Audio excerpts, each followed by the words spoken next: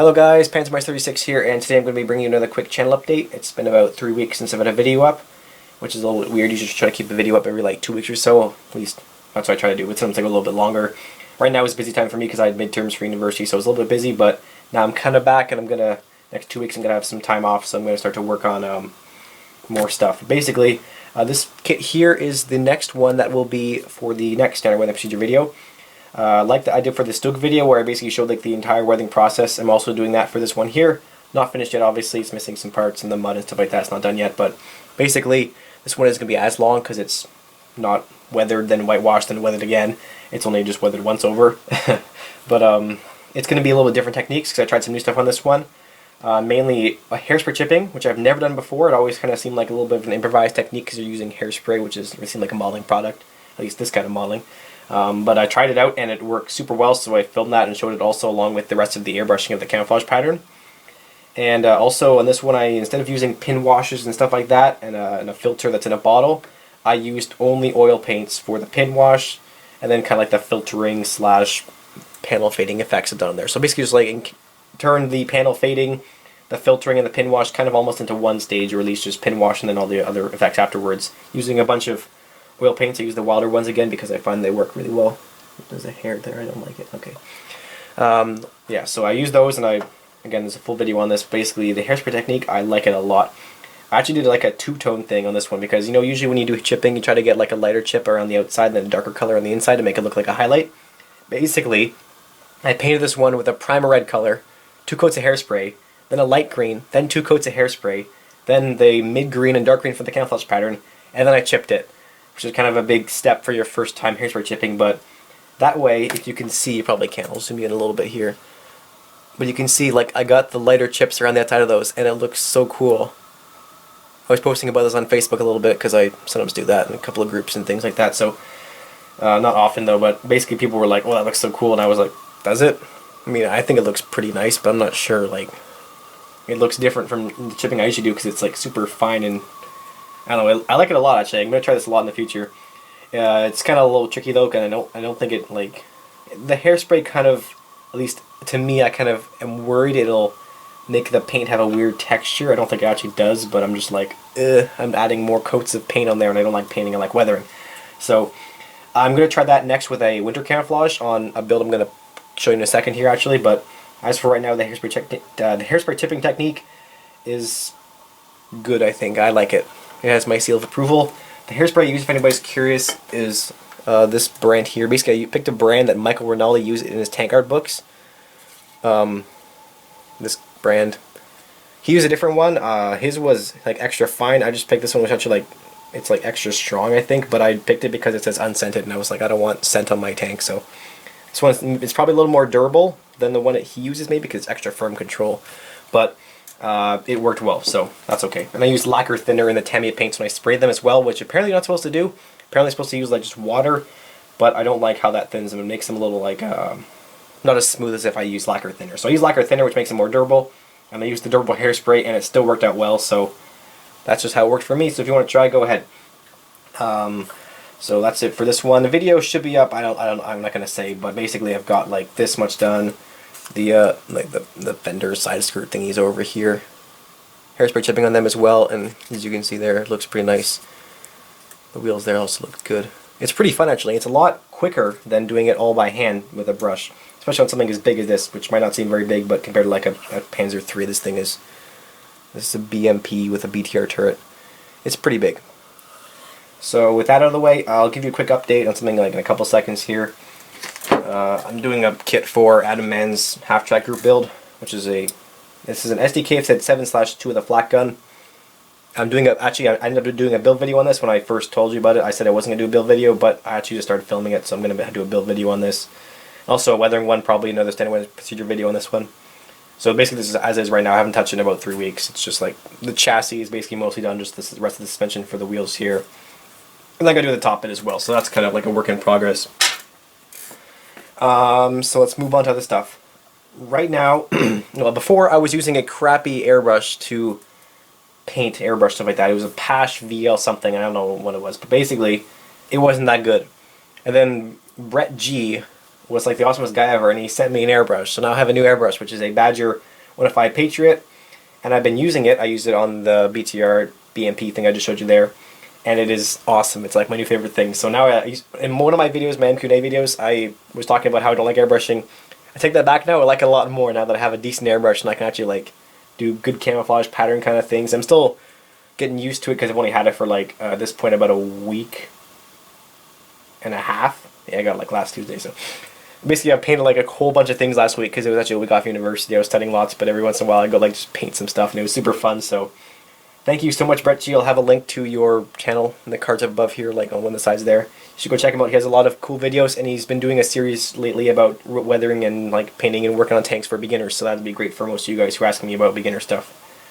So this has been awesome. It's been super helpful, and I thank you so much for this. This is amazing. I can't believe somebody sent me an airbrush. It's awesome. So now I can actually paint stuff much better, which will go well with my weathering because I'm trying to get better at painting. So I've got a couple more tanks here that I just finished up building recently, so now I've actually started painting them, and now that I have a good airbrush, I'm like trying to paint stuff like that. So this one here is the Geschützwagen 38M.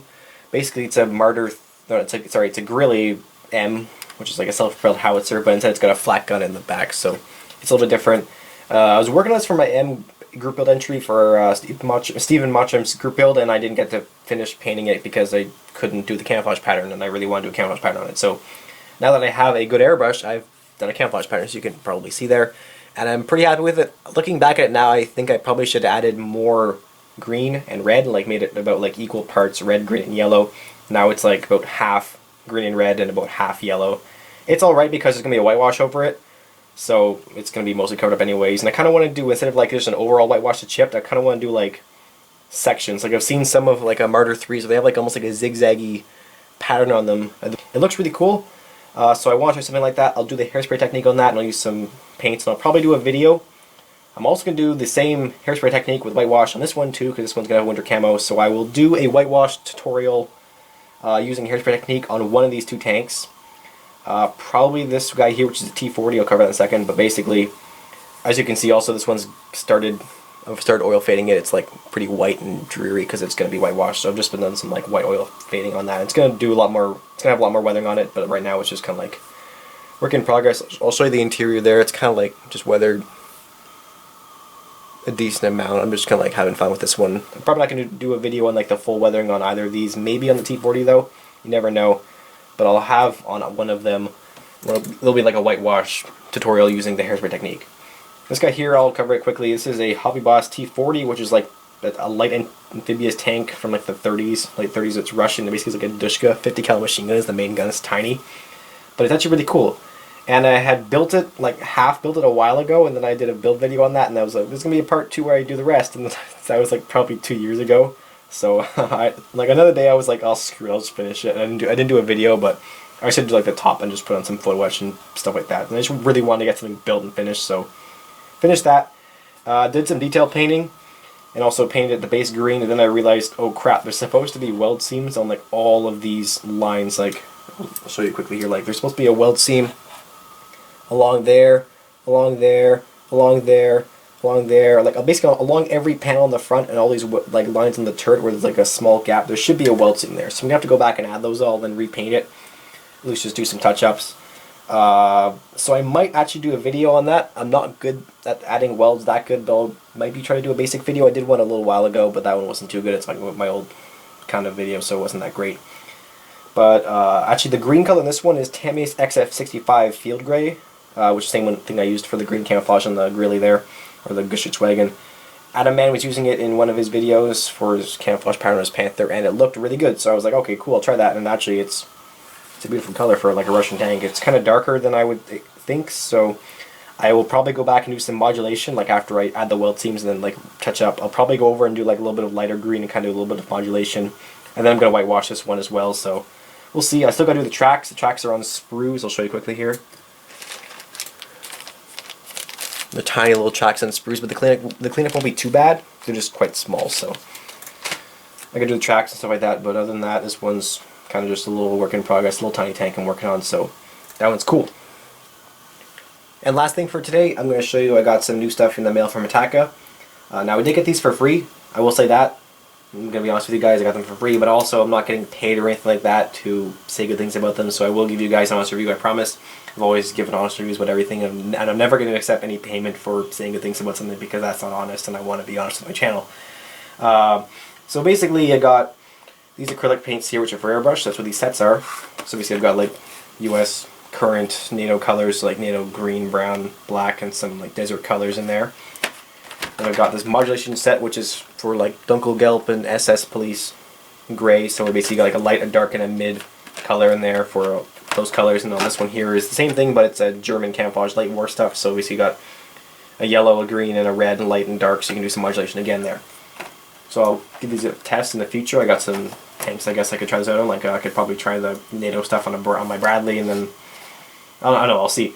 And then over here we also have these the orange ones are lacquers, and these ones here are brush paint acrylics. The lacquers are for airbrushing, so are these sets here apparently. I haven't tried them out, so you can probably brush them as well, I don't know. But basically these are lacquers, which I am not too familiar with, except for the fact that I basically always use lacquer thinner to thin my 10-minute paints because they spray a lot smoother. So just give these a quick try because people were asking me on Facebook about what they were like, the lacquers, and I just did a quick spray of like the red color on my spare 234 turret here, and I'm actually very pleased with how they came out. Just like a quick test. Basically I did what they said, which was 30 psi, 40% thinner to 60% paint. I used their own lacquer thinner, and it actually, here, I'll give you guys a quick zoom in here. They sprayed real smooth. Basically 2 or 3 thin coats was best, as I usually use with all paints really, but when I did a fine coat I got like a better atomization than I usually do with 10-minute paints. So that was kind of interesting because it was my first time spraying them. So that's actually pretty cool. Just a quick test there. It's like the first time I tried them, as about 15 minutes ago, so I don't have like an opinion about everything yet. I'm not going to say anything yet, but I'm going to give them a full test. I'll probably do a video like on all 3 kind of in one, just reviewing Hataka paints in general, and then I will give you guys my opinion then. If they're bad, I will say they're bad because I have no intention of lying to you guys. So that's about it for this video, guys. I hope you enjoyed it. I hope you're informed about stuff I'm going to be working on, and I hope you're not mad that I got free stuff because, well, whatever. But basically that's it for today. Thank you very much for watching, and I'll see you in the next one. Goodbye. Hope you're interested in my standard web computer video. That'll be up soon. It'll be fun. See ya.